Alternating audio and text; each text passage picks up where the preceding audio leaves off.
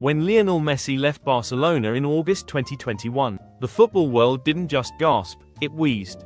This was the same Messi who'd signed his first contract on a napkin at age 13, who'd become the club's record scorer, and who was basically synonymous with the word Barcelona. And yet, they couldn't afford to register his new deal, because the club was €1.35 billion in debt. That's right, 1.35 billion. To put that into perspective, Barcelona owed more money than some small European countries make in a year. The wage bill alone had reached 110% of total revenue, meaning they were spending more than they earned just to pay salaries. A strategy that works great, until reality shows up. And no, it wasn't all Messi's fault. This was years of reckless spending.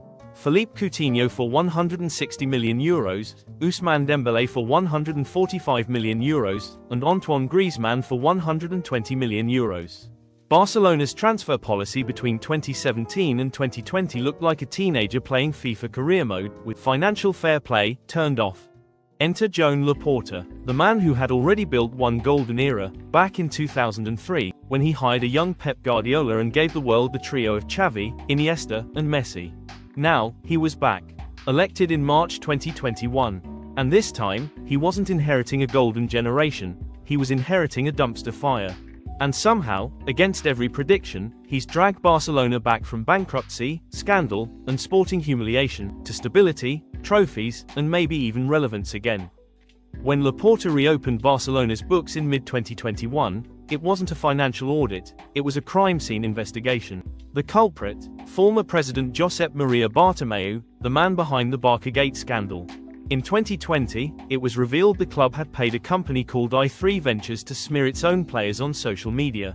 Because nothing says leadership like hiring people to tweet insults at Gerard Piqué. Bartomeu's board had also taken out massive short-term loans from Goldman Sachs just to keep the lights on.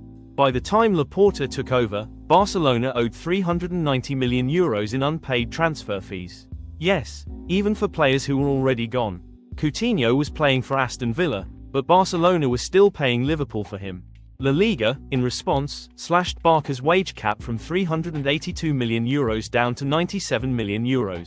For comparison, Real Madrid's was €739 million. That's not a level playing field. That's Real Madrid playing on a pitch while Barcelona are still waiting for the bus. Laporta's first job wasn't glamorous.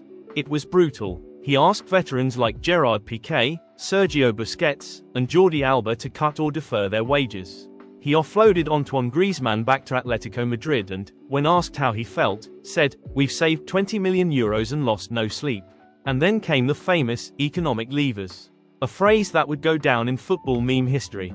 Laporta sold 25% of Barcelona's La Liga TV rights to the US firm 6th Street for around €667 million. He also sold part of Barca Studios, the club's media arm, to Socios.com and Orpheus Media for another €200 million. Critics said he was selling the family silver to buy dinner. Laporta shrugged and said, "We're not selling assets, we're activating levers." Which sounds much better in a PowerPoint presentation. But it worked. Those levers allowed Barcelona to register Robert Lewandowski, Rafinha, Jules Koundé, and Andreas Christensen in 2022. Everyone mocked them for spending €45 million on a 33-year-old striker, and then Lewandowski casually won the Pichichi Trophy for top scorer. Meanwhile, Laporta launched the Espai Barca project, a €1.5 billion stadium renovation financed by, yes, Goldman Sachs again. When finished in 2026, it's projected to add €200 million a year in revenue. Until then, Barca play at the Estadio Olímpic Luis Companys, a constant reminder of both their downfall and their comeback. What Laporta really rebuilt wasn't just the club's finances, it was the identity.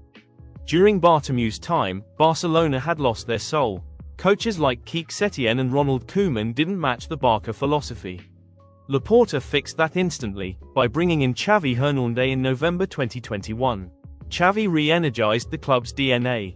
He bet on La Masia again, giving big roles to Gavi, Pedri, and Alejandro Balde. All of them academy kids, all of them earning a fraction of the old guard. The 2022-23 season wasn't vintage Barca, it was efficient Barca. They won La Liga by 10 points, conceding only 20 goals in 38 matches, their best defensive record since 2010. Ronald Araujo and Marc-Andre ter Stegen were transformed under Xavi. Meanwhile, off the pitch, Laporta became a sponsorship machine. In 2022, he signed a 4-year €280 million deal with Spotify, which included renaming the stadium Spotify Camp Nou. It was the first time ever Barcelona had sold naming rights, and Laporta summed it up perfectly: you can't be romantic when you owe €1 billion. Then came the constant battle with Javier Tebas, La Liga's president. Tebas accused Barca of financial trickery, Laporta accused him of sabotage. At one point, Laporta even called Tebas obsessed with destroying Barcelona. But despite the drama, Laporta's rebuild is showing results. Debt down to €558 million, revenues projected at €800 million, and, finally, the club can register new players without pulling mysterious levers every week.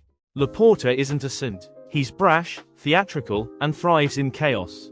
This is the same man who once brought a live elephant to a campaign rally, and later hired bodyguards to protect him from journalists. But under all that showmanship, he's a pragmatist, a lawyer who understands both politics and passion. He didn't rebuild Barcelona by repeating history. He rebuilt it by rewriting survival itself. He took a club drowning in €1.35 billion of debt, a team without Messi, and a stadium under construction, and somehow turned it into a functioning, competitive football club again. So, the next time you see Barcelona grind out a 1-0 win under Hansi Flick, or announce another lever on social media, just remember, this is still Laporta's circus.